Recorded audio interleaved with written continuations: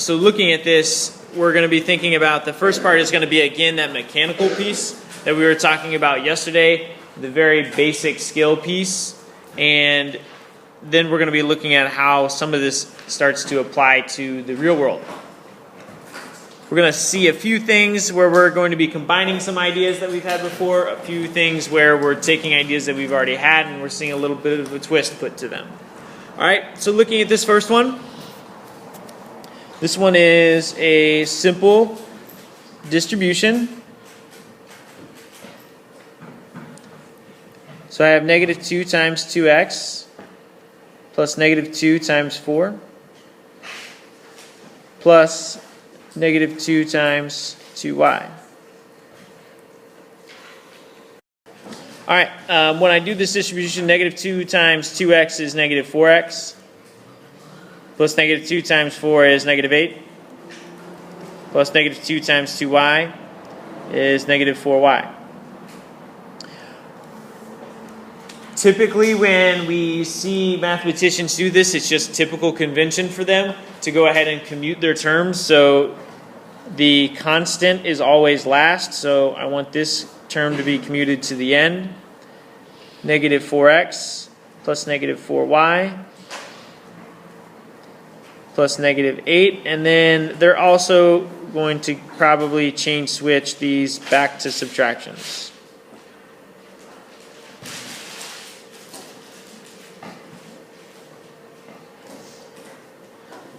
Yes, ma'am.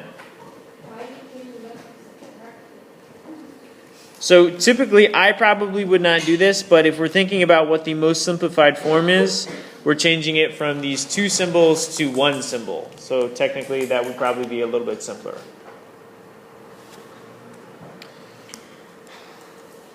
All right, next one over here. It says negative x times x plus 3 plus 2y. So again, we have a distribution to do here. Here we're distributing negative x.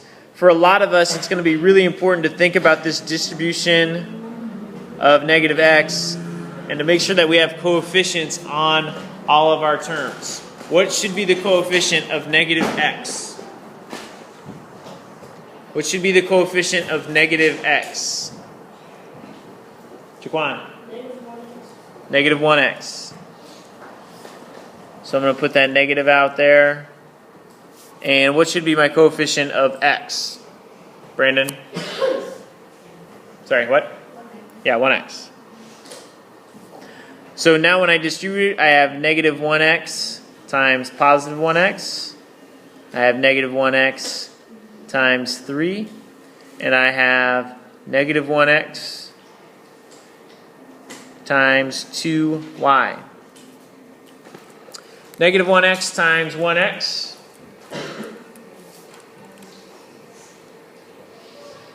Negative 1x times 1x, Aaliyah? Equals negative 1x. Negative 1x squared. Plus negative 1x times 3. Jesus? Okay.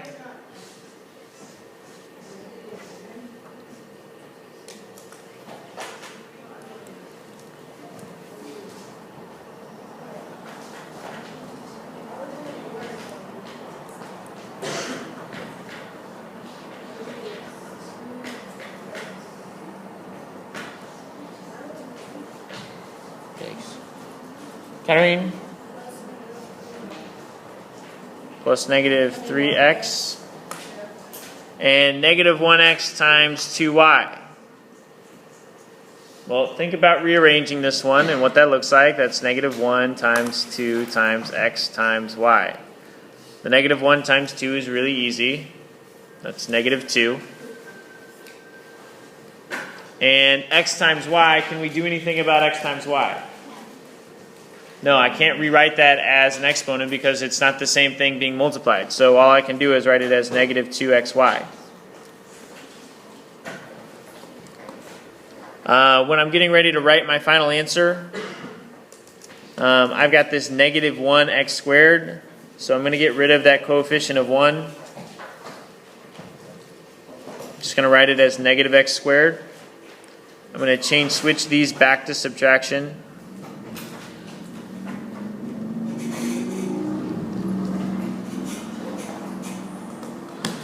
and box in my answer. Questions about that?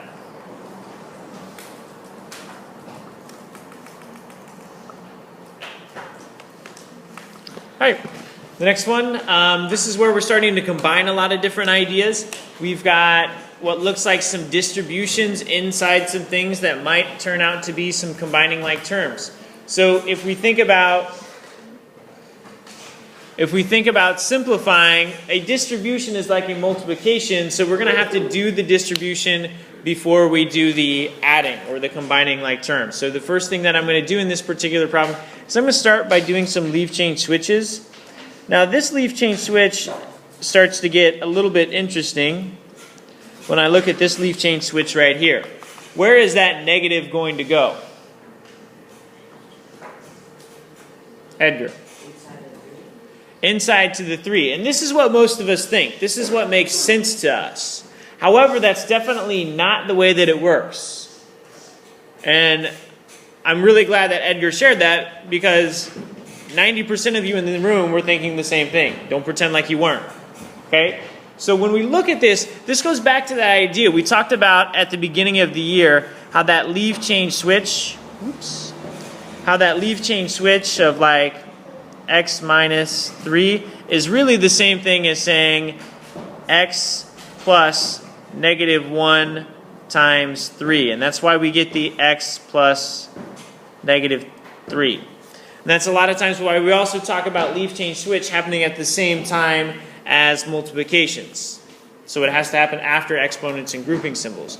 So when we look at it this way, this is where we start to think about that as that multiplication of negative 1. This would be like plus negative 1 times this group. Okay, so I can't just put that negative 1 in there, because it's really like this negative 1 times this group. And if I have negative 1 times this group, what do I have to do with that negative 1? Jacob? Distribute it in. And if we don't distribute it in, we get a negative for this 3x, but we don't get the negative 1 times the negative 5. All right? So that is one of those very small things, very small details that you have to remember. Okay? Thinking about that leaf change switch as being like a multiplication of negative 1 means that it has to be distributed in, because it is a multiplication to that group. All right, so let's go ahead and write down our distributions. I'm going to have 3x. That's not part of a distribution, so I'm just bringing that down and letting it wait its turn. My first distribution, I have 3 times 4x plus 3 times negative 5. And my second distribution that comes from this negative 1, I've got negative 1 times 3x plus negative 1 times negative 5. Now before I can start doing the commuting, I'm going to go ahead and multiply here. 3x plus 3 times 4x is 12x plus 3 times negative 5. It's a bad date, negative 15. Plus negative 1 times 3x. It's a bad date, gives me negative 3x. And negative 1 times negative 5, that's a good date, gives me a positive 5. Every time we do a step on a problem like this, it's almost like we get a brand new problem. And now this brand new problem, if I ignore the rest of it, looks like a simple problem that we did early last week. All right, so what am I going to do with this? What am I going to do with this if I'm trying to simplify? Kelsey. We've got leaf change switches all taken care of. We're all additions. Those are all negative signs in there. So then what?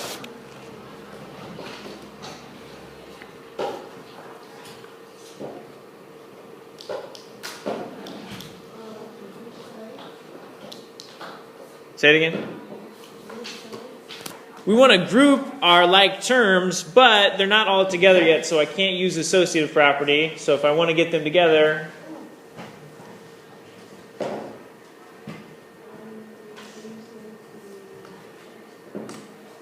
Nope. Brandon, help her out. Yeah, we want to put them together using commutative properties. So you're going to notice that I'm going to do commutative property in a somewhat interesting way. I'm actually going to put my 12x first, and that's mainly so I can put my 3x plus my negative 3x together. Does anybody have any ideas why I might do that? Why I might want to put my 3x plus my negative 3x together right next to each other? Why might I want to do that, Ivana? Because they're going to cancel each other out. Yeah, because they're inverse operations. They're going to cancel each other out. I know 3x plus negative 3x is 0, so that makes that math really easy for me to do in my head. Then I'm going to associate the negative 15 plus the 5. That's negative 10. Now I'm going to go ahead and just switch back to subtraction for my final answer.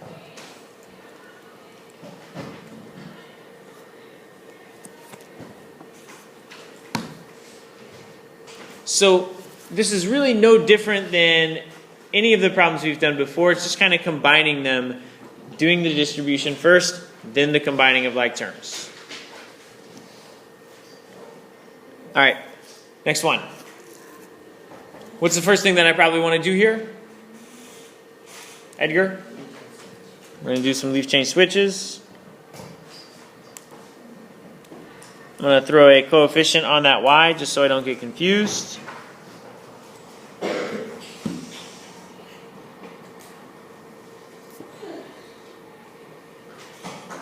Now I'm going to start distributing. I have two distributions here. The first one is going to be 3x times x plus 3x times 2.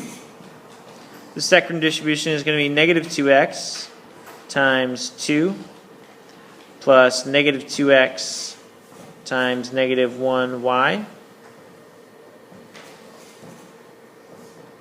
plus 3x plus negative 5x squared. So these two are just coming down because they're not part of any of the distributions. I'll go ahead and do the multiplications that resulted from my distributions. 3x times x. The x times x gives me 3x squared. 3x times 2 gives me 6x. Negative 2x times 2, that's a bad date, so I'm going to get a negative 4x. And this is that tricky one again. I've got negative 2x times negative 1y. So if I think about commuting that in my head, I'm going to have negative 2 times negative 1, which would be 2 times x times y. Well, I can't do anything with x times y because they're not the same variable, so I can't rewrite it as an exponent. So I get 2xy, and then plus 3x plus negative 5x.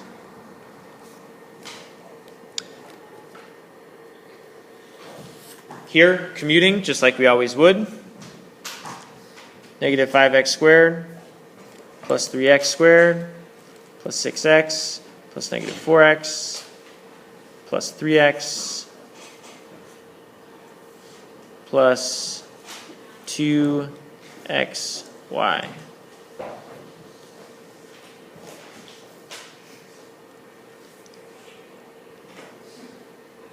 Use the associative property to combine your like terms.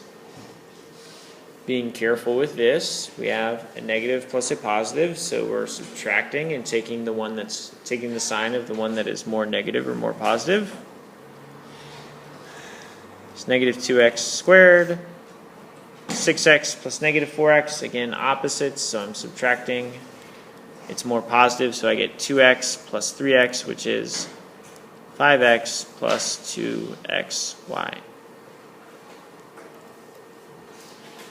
Notice I put the x squared terms first. It is mathematical convention to put the highest order, or the ones with the largest exponents, first.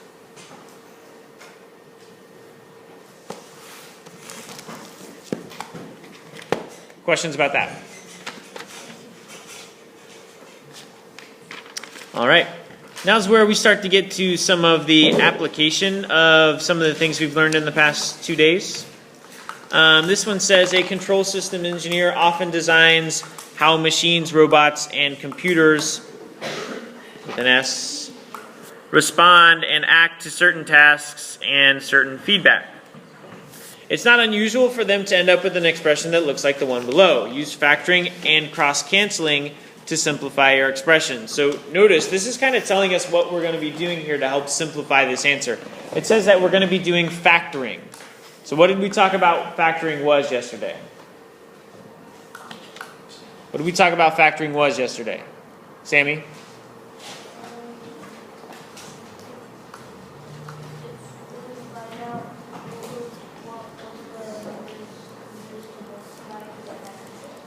Yeah, so he's saying what things were multiplied together to get this.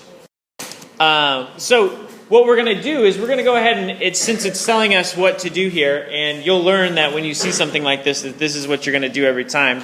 But for now, I'm going to tell you, hey, remember you're going to factor here. So the first thing we're going to do is we're only going to factor the top side. So at this point, I'm going to kind of ignore the bottom, so you can see me covering up the bottom down here, because right now I'm only going to worry about the top-hand side. So remember, when we're factoring, I'm trying to figure out, after a leaf chain switch, what can I factor out of both parts of this expression? What can I factor from both terms? What number can be part of a multiplication in both of these terms? Monica. 9. So I have 9 times something gives me 9x. And I know that 9 times something gives me the negative 27. 9 times what gives me 9x? Adrian. That was too easy. 9 times what, be careful, gives me negative 27. Kelsey? Negative 3. One of the most common mistakes in this factoring would be tell me that that was positive 3. And lose that kind of negative along the way. And so now if I wanted to write this in its actual fully factored form, what's the fully factored form look like?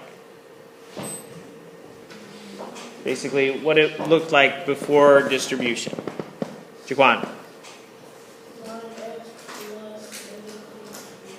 9 times x plus negative 3. So that's what it looked like beforehand. All right? So now, I'm going to come along and I'm going to factor the bottom side. So again, you can see I'm kind of doing the same thing. I know a lot of people, over the years, when it comes to things like this, sometimes they'll carry a Post-it note with them. They'll actually use the Post-it note to cover up the work that they've already done, or a piece of paper. It's totally fine. That way they just don't get confused, so they can just focus in on what they're seeing there. That's a great strategy for a lot of you. I highly suggest that some of you use it. I'm going to do my leaf chain switch, and then I'm going to start thinking about what can I factor out of both parts of this expression.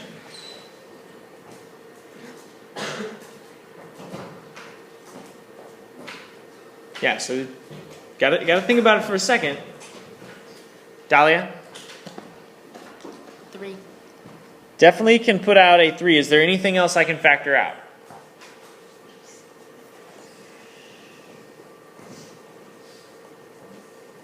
Jacob? The x, because there's 2 x's in one part and there's 1 x in the other part, so I can take out at least 1 x. So 3x times something gives me 3x squared, and 3x times something gives me negative 9x. Okay, this is that exact factoring process that we dealt with yesterday. 3x times what gives me x squared, Giselle? 3x times what gives me negative 9x? Some of you are showing me 3. You're going to need another hand to show me something else about that 3. There we go, John. Negative 3.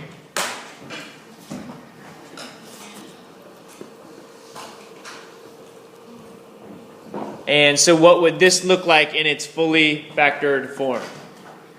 Jasmine, what would this look like in its fully factored form?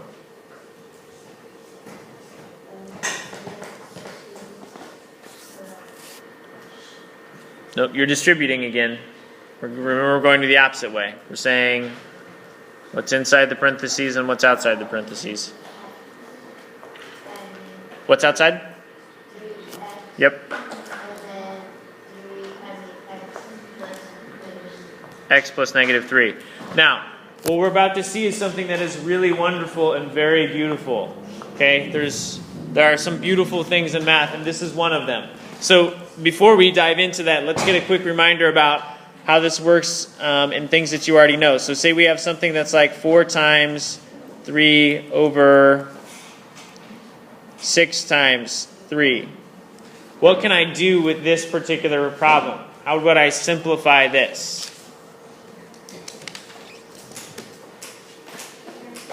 Yeah, I can cross cancel, which our directions told us that we should be able to cross cancel here. I can cancel out these 3's because I'm multiplying the same thing.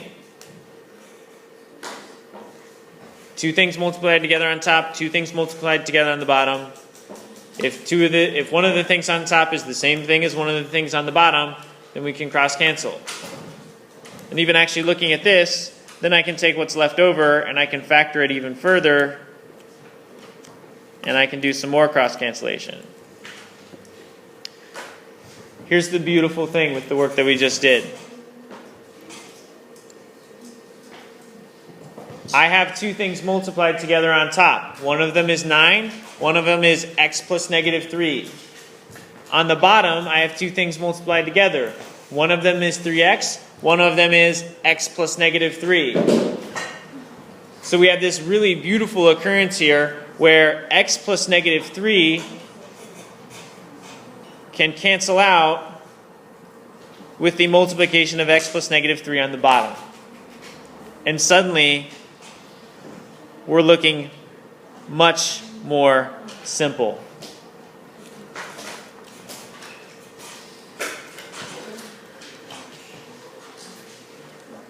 Sometimes I think math is this beautiful thing because it just works. And it just comes together. There's actually one more thing that we can do to simplify this expression just a little bit further. Jaquan?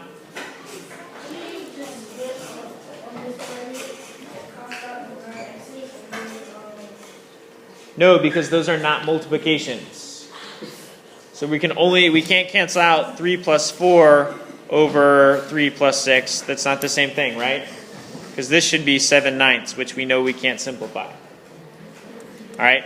So when they're multiplications, the 9 times and the 3x times, then we can sort it out. But there is actually one more thing we can do to simplify this a little bit further. We have 9 over 3 times x.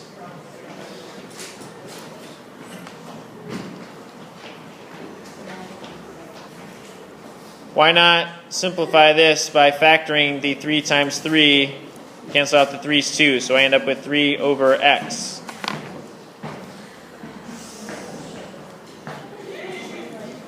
So I don't understand why some people are starting to get off task. Okay, you should be able to do this. You should know how to do this. All right. Let's slide down. Go ahead and read the next problem to yourself. Take about 1 minute to start thinking about how you might start to write this as an expression and think about what's going on. So originally we had the x, that was our original price. We subtracted the $300 and then we said, well, we need 25% of that price after the $300 to be taken off as well.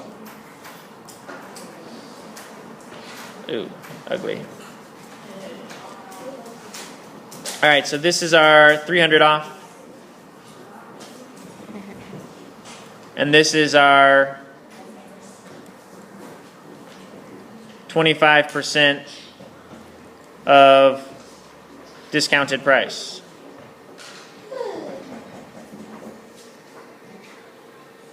And so remember that we had to have this 25% of the discounted price, we had to have this x minus 3 because the 25% was taken of the discounted price. Had it said another 25% off the original price, would we have had to have the minus 300 in this particular term? Kip yes or kip no. Had it said another 25% of the original price, would I need the minus 300 in the term that I've boxed in?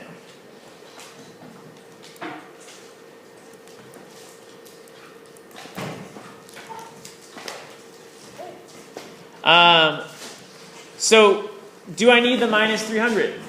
If I had this question read, and this is where you've got to really be using your brains and engaging your brains. This is where your true understanding of how to write this word problem is, because you're not going to see one exactly like this again.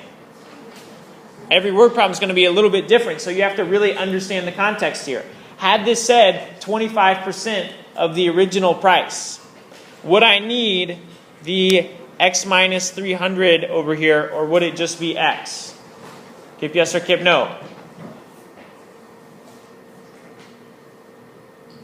Had it just been 25% of the original price, do I need the minus 300 here? No, because if it was just 25% of the original price, this is the original price. So the reason why we have to put in the minus 300 is because it's 25% of the discounted price. Okay? So you have to make those connections when you're reading. And that's really difficult, but you have to read super carefully. So as carefully as you read some of those texts that you read in science or some of those texts that you read in history that are so jam-packed with information, math word problems are twice as bad. There's like so much small detail and information in such a small amount of space. You have to read super careful. All right, so now that we have this expression, now we want to go ahead and simplify it. So I'm just going to rewrite it down here so I have space to simplify it. So we add the x minus the 300. That was the original discount, the original $300 off. And then we took away another amount of money, which was 25% of that discounted price. Now I want to start trying to simplify this. Well, what's the first thing that I want to do if I want to simplify this? Let's forget that it's even a word problem right now, because now we've got the expression. What do I want to do to simplify this? Jaquan? Leave, change, switch is a great first step. What's the next thing that I would want to do? Again, we don't even have to pretend like this is a word problem anymore. Now we've got the math, we can just do it. Brandon? Distribute. So I get x plus negative 300 plus negative 0.25 times x plus negative 0.25 times negative 300. I made a mistake on this problem in the first class today. Anybody want to guess what my mistake was? What would you think would be the most common mistake as I'm writing this next line? I'm not going to make the same mistake, but what do you think it probably is? Forgetting the negatives? It has something to do with the negatives, particularly, and that's the right idea. My mistake was I didn't have this negative times this negative. I wrote it as a negative. This negative times negative should be positive. Okay, it should be positive 75. So again, this is another one of those places where, for me, I start to think, all right, I've got all this other work before me. None of that work matters anymore. And I start to cover things up. And it just helps me focus on what I'm doing right now. So I have x plus negative 300 plus negative 0.25 plus 75. What do I need to do here? This is not simplified. Aaliyah? Yeah, I need a commute. Put my x terms together. X plus negative 0.25x plus negative 300 plus positive 75. Associate. For me, this is where I absolutely have to put in this 1 for my x. So I'm having 1 plus negative 0.25. For me, my brain, I'm going to do this really quickly in my head. The way I'm going to do this really quickly in my head is by thinking about money. This is one whole dollar minus 25 cents. $1 minus 25 cents is how many cents? 75 cents. So we have 0.75 x plus negative plus a positive. Going in opposite directions here, so we're going to be subtracting. Should give me 225. It's way more negative than it is positive, so I'm going to go with negative. If I want to, I can switch this back to subtraction.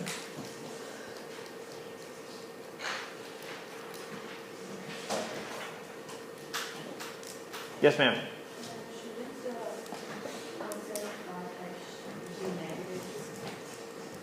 No, because we have one whole and negative 0.25. So remember, this is going to be, this one whole is going to be more positive than this 25 cents is negative. Good question. Any other questions? I think the hardest part of this problem has nothing to do with this work down here and everything to do with getting it set up. I don't think that getting it set up is particularly difficult if you're ready to spend the time and think through step by step what's happening and what it takes to represent those things that are happening. But if you just try and breeze through it and think it's going to be super easy and it's going to be like this one operation thing, you're going to be wrong.